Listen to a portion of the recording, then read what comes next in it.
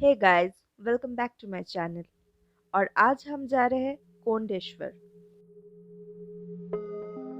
अगर आप by road Kondeshwar आना चाहते हैं तो बदलापुर खारवाई रोड से आप कोंडेश्वर पहुंच सकते हैं। अगर आप ट्रेन से आना चाहते हैं तो बदलापुर ईस्ट से ऑटो लेके कोंडेश्वर पहुंच सकते हैं।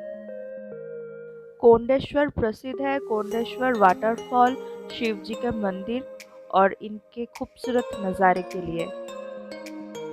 वीडियो को एंड तक देखना और हाँ, वीडियो अच्छा लगे तो सब्सक्राइब करना मत भूलना।